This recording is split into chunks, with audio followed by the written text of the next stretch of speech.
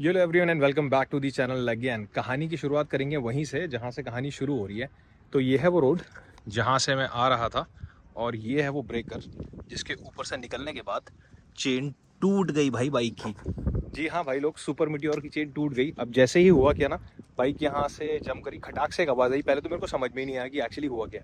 फिर उसके बाद बाइक यहाँ से जहाँ भी वो कार खड़ी है वहाँ तक स्क्रॉल होते हुए गई स्लोली स्लोली, और मैं रेस देता रहा कंटिन्यूसली। मुझे समझ में नहीं आता, मुझे लगा शायद एक्सीलेटर वायर टूट गई है या फिर क्लच वायर। रेस काम कर रही थी, एक्सीलेटर काम कर रहा था और क्लच दब रहा था, तो समझ में नहीं आता कि हुआ क्या है, और बाइक मूव नहीं कर रही है। फिर मैंने बाइक खड़ी करी यहाँ पे, और जैसा कि अभी आप पिक्चर में देख पा रहे हो, मुझे बाइक की चेन पड़ी हुई मिली यहाँ कहीं पे। तो मैं यहाँ से फिर अपनी बाइक की चेन उठा के लेके गया वहाँ तक। और जैसे कि आपको पता है बाइक भारी है भाई, कोई और ऑप्शन नहीं है, और चोरी होने का मुझे इसमें कोई डर नहीं था कि भाई कुछ भी चीज़ चोरी हो जाएगी या कोई सामान चोरी हो जाएगा। तो फिर मैंने बाइक सामने ट्यूलर स्कूल है वहाँ पे खड़ी कर दी थी और RSA बुलाया। फिर बाइक करीब 7 साढ़े 7 बजे तक वहाँ से उठने के बाद जो है जाके सर्विस सेंटर पहुँची है। अब सर्विस सेंटर में जाके पता चला है कि भाई ये तो अब ब्रेकेज का केस हो गया, डैमेज का, तो ये अब वारंटी में होगा नहीं होगा, इसके बारे में चर्चा चलेगी। और उससे बड़ा मुद्दा ये है कि ये पहला केस है जहाँ पर सुपर मीटियोर की चेन टूट गई है भाई। इमेजिन करो, अगर आप जो आई बटन अभी देख रहे हो, इस पे वीडियो पे मेरी टॉप स्पीड मेंशन है, इस स्पीड पे अगर वो चेन टूट जाती तो दैट टू मैंने उस समय नोटिस नहीं करा कि कितना डैमेज हुआ है। अभी मेरे को फ़ोन आया था तो उन्होंने बताया था कि साइड में जो कवर होता है वो स्टील का होता है, वो क्रैक हो चुका है। तो अभी चल के देखते हैं एक बारी कि इसकी कंडीशन क्या है। इन्होंने पिक्चर मांगी थी मेरे से, तो मैंने इमेज भेज दी है जहाँ पे चेन पड़ी थी। मैंने एक्चुअली क्या, मैं चेन उठा के रख नहीं सकता था पास में, तो मैंने चेन यहाँ पर रख दी थी। अब कल शाम तक का तो थी, कल मैं यहाँ पर से निकला था तो उस समय तक चेन यहाँ पे पड़ी थी, तो मैंने सोचा कि अभी जाके उठा लूँगा, लेकिन कोई ना कोई उठा लेगा। जैसा आप देख सकते हो खाली रास्ता है और चेन यार, एक तो चेन भारी ऊपर से गंदी, तो मैं इसको यहाँ पर छोड़ के चला गया था। तो अभी अब यहाँ से हम चलते हैं सर्विस सेंटर RVS मोटर्स, और वहाँ पर चल के देखते हैं कि क्या बताते हैं कितना टाइम है, क्योंकि अभी तो कोई टाइम ड्यूरेशन नहीं बताया हुआ है। अब आप लोग को वहाँ पर दिखाता हूँ कि वो क्रैंक कितना टूटा हुआ है, कितना डैमेज है और कितना टाइम लगेगा। चलिए निकलते हैं सर्विस सेंटर के लिए। चलो भाई लोग पहुँच गए सर्विस सेंटर। भीड़ भाड़ बहुत है, गर्मी बहुत है, और इस गर्मी के ऊपर चल के अपने दर्द को और ज़्यादा निखरते हुए देखना है। अभी देखो क्या हाल है। अब जब हम घर में इतने प्यार से सजा सवार के रखते हैं बाइक को ना, यहाँ देखना भी क्या हालत हो गई होगी। क्या है भैया? हेलो हेलो बोलो देखो। ये भैया बहुत ध्यान रखते हैं बाइकों का, और देखो कोने को जैसे कपड़ा तो रखता है, लेकिन अभी ये हालत है। अब जो एक चीज़ हुई है ना बाइक में, वो है ये देखो, एक टुकड़ा टूट के निकला हुआ है इस जगह से।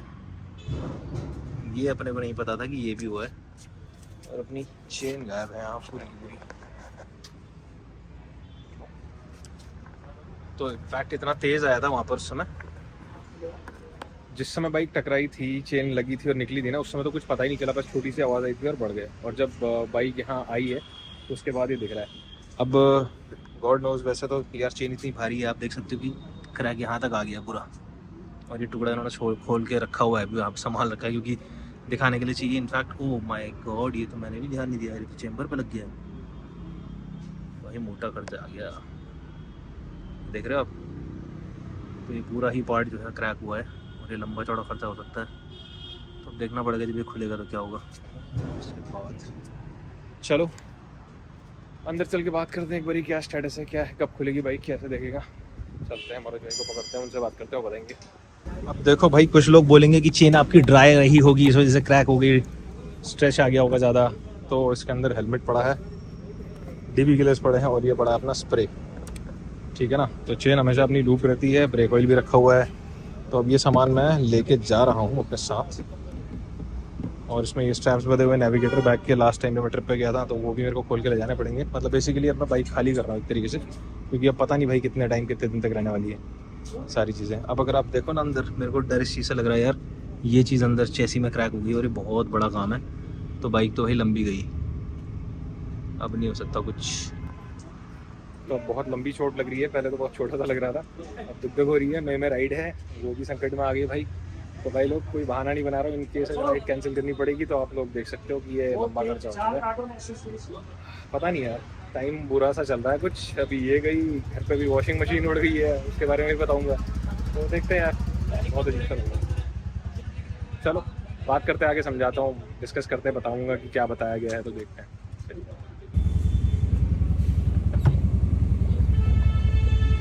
भैया बोरिया बिस्तर लेकर हम चल दिए अभी, क्योंकि कुछ पता नहीं है बाइक कब तक मिलेगी। बताता हूँ आगे का सीन। चलो चलते हैं यार, मूड थोड़ा सा ख़राब है, दुख ज़्यादा हो रहा है अभी। अचानक से क्या हो गया, क्या सोचा था 2 मिनट के अंदर में। चलो मिलते हैं यार, ऐसी शक्ल दिखाना अच्छा नहीं लग रहा आप लोग को। जब सुबह मैं निकला था ना वीडियो शूट करने के लिए तो एकदम धूप सी थी, मौसम चटक वाला था। अभी ऐसा लग रहा है कि ये मौसम मेरे मूड के हिसाब से हो गया है, एकदम दबा सा, बुझा सा, बरसने वाला, जैसे मेरे आंखों में बस आंसू ही नहीं है यार।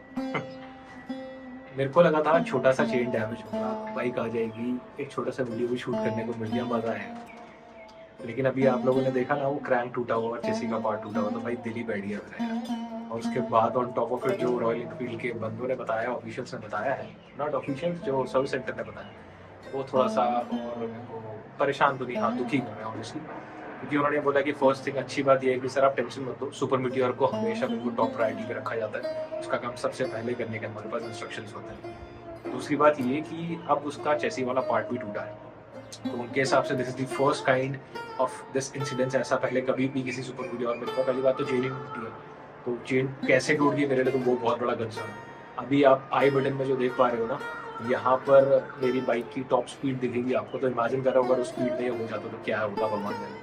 तो इसलिए भगवान का थैंक यू बहुत बहुत, उस चीज़ के लिए मैं बहुत शुक्रगुजार हूँ उसका कि वहाँ पर मुझे सेफ रखा। एक्सीडेंट हुआ या इंसिडेंट हुआ बहुत नॉमिनल सी स्पीड में हुआ, जहाँ पे कुछ भी नहीं डैमेज है, चोट लग सकती है, जो डैमेज हुआ वो बाइक को ही हुआ, बेचारी सब कुछ अपने ऊपर ले गई। ठीक है, तो कहा ये गया है सॉरी, बताया ये गया है कि चेन्नई से बंदा आएगा, उनके सामने ही बाइक का वो वाला चैम्बर वाला पार्ट खोलेंगे, अभी वो खोल भी नहीं रहे उसको, कि वो डिसाइड करेंगे, देखेंगे कि भाई करना क्या है, किस एक्सटेंट तक डैमेज है, डैमेज कैसे हो। अब जो मेरी चेन थी ना, वो मैंने साइड में खोल के रखी, जैसे मैंने बताया वो चोरी हो गई यार वहाँ से, मैं उसको कहीं लेके जा भी नहीं सकता था।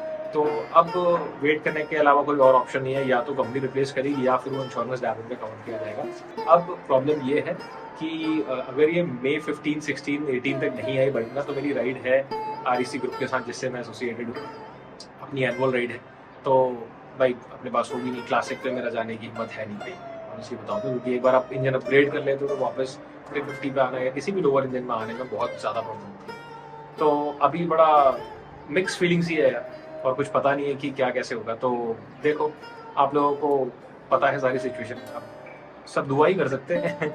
हेल्प तो रॉयल एनफील्ड करता है। हाँ, अब इसमें एक बात ऐड करना चाहूँगा, इनफैक्ट 2 बात।